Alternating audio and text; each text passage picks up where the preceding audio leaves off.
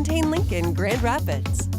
April is Second Chance Month, a time to focus on creating a better future for people who have been incarcerated.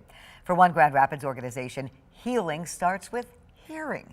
13 on Your Side's Matt Guard shows us why storytelling is a big part of the process in tonight's One Good Thing. Welcome to What I Know Now, a podcast that uncovers the stories, experiences, and insights of individuals who have been impacted by the justice system. Cole Williams and Joel Van Kyken are using the Delta Project and its podcasts to lift young people's voices. When you create an opportunity where you are a listener and a safe space, people will tell you what they've been through. The featured guests on the podcasts have been through a lot. What we really want to do is highlight the lived experiences of young people and adults who have experienced the juvenile justice system and the criminal justice system, or any system where they felt like their voices haven't been heard, but they want to make impact and change. After Cole's son was put into juvenile detention, he felt compelled to get more involved with helping young people change their futures. I was surrounded by kids who were full of potential, but also I was surrounded by narratives and stories that also painted a really dark side of what was happening to kids in our juvenile justice system.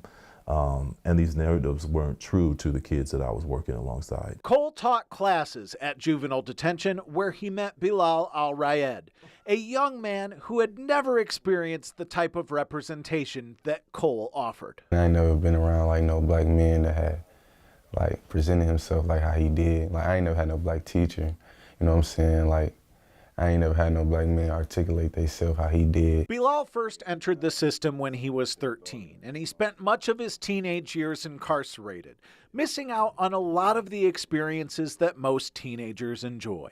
When he started losing hope that he'd ever go home, he knew he had to try something different. I started listening, I started praying more. Something clicked for me, like something changed. Bilal picked up a book of poetry and saw an opportunity to express himself. I'm real introverted, so like I won't really talk about nothing.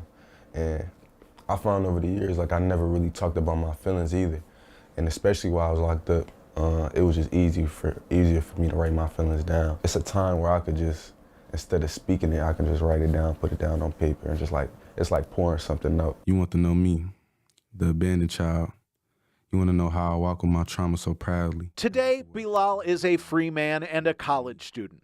When he reunited with Cole, he got a chance to tell his story through the Delta Project, and he's making sure younger people on a similar path know there's something better out there for them too. When I go in there and I see him, like, and I see me, like the style, how they carry themselves, how they talk.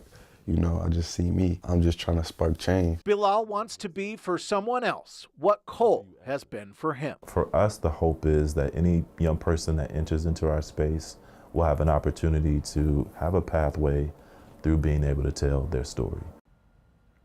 If you'd like to watch Bilal's full podcast or any of the others, we have a link at 13onyourside.com. And now the community will also have the chance to meet some of the people involved in the Delta Project success stories soon. Yeah, Juliet, they're having a gratitude concert coming up on May 11th at Wealthy Theater. Grammy Award-winning reggae artist Michael Rose will be performing. Tickets are $35 in advance or $40 at the door. Thank you, Matt, for your report tonight.